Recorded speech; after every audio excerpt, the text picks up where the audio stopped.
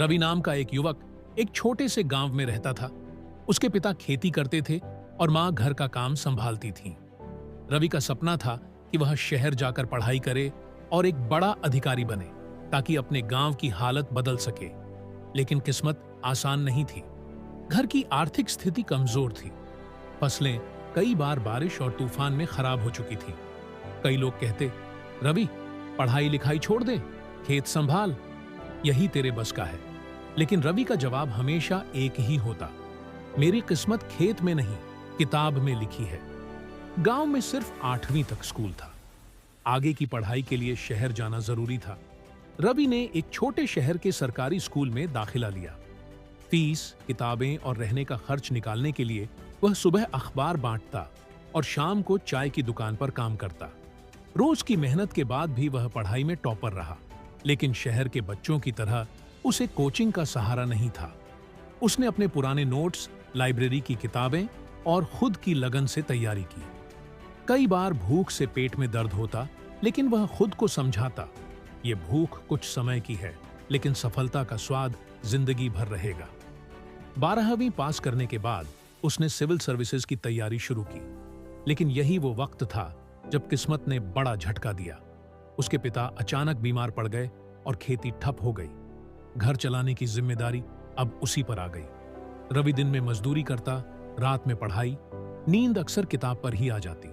कई बार उसने सोचा, शायद लोग सही कहते थे, ये सब मेरे बस का नहीं। लेकिन हर बार उसके अंदर की एक आवाज कहती, रुकना मत, मंजिल दूर सही पर है तेरे लिए ही। एक रात जब वह लाइब्रेरी से लौट रहा था, एक बुजुर्ग व्यक्ति उसके पास आए। बेटा, तुम बहुत थके लग रहे हो, क्यों इतनी मेहनत कर रहे हो? रवि ने उन्हें अपनी कहानी सुनाई। बुजुर्ग मुस्कुराए और बोले, तुम्हारा रास्ता मुश्किल है, लेकिन सही है।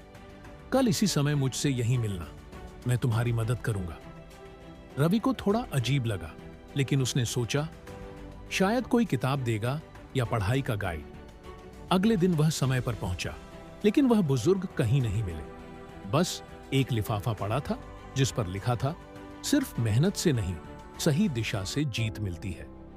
लिफाफे के अंदर कुछ पुराने नोट्स और एक टॉपर की डायरी थी, जिसमें पढ़ाई के तरीके, टाइम टेबल और मोटिवेशनल लाइनें लिखी थीं। रवि ने उसी डायरी को अपना गुरु बना लिया। वह रोज उसी प्लान के अनुसार पढ़ाई करने लगा। वक्त बीतता गया। 2 साल की कड़ी मेहनत के बाद उसने यूपीएससी का एग्जाम दिया। रिजल्ट वाले दिन उसका दिल जोर जोर से धड़क रहा था। स्क्रीन पर नाम देखते ही उसकी आंखों से आंसू निकल पड़े। वह पास हो चुका था, इंटरव्यू के लिए चुना गया था। इंटरव्यू के कुछ दिन पहले उसकी मां की तबीयत बिगड़ गई। अस्पताल में पैसों की जरूरत थी। उसके पास जो भी था उसने दे दिया। अब दिल्ली जाकर इंटरव्यू देना लगभग असंभव हो गया। तभी उसी रात उसे एक फोन आया, बेटा, मैं वही बुजुर्ग हूं जिसे तुमने लाइब्रेरी के पास देखा था। मैंने सुना है तुम फंस गए हो, स्टेशन आ जाओ। वह तुरंत पहुंचा। बुजुर्ग ने एक टिकट और कुछ पैसे दिए और कहा, जब तू जीत जाएगा मुझे ढूंढना मत, बस किसी और को ऐसे ही मदद करना। रवि ने इंटरव्यू दिया और कुछ महीनों बाद रिजल्ट आया। वह आईएएस बन चुका था।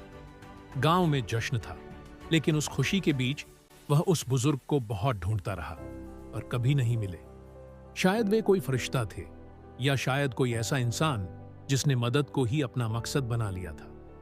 सीख, सपने देखने वाले बहुत हैं, लेकिन पूरे वही करते हैं जो कठिनाई में भी हार नहीं मानते। जीवन में कभी भी मदद का मौका मिले तो उसे आगे बढ़ाकर किसी और को देना चाहिए। सही दिशा प्लस मेहनत बराबर सफलता।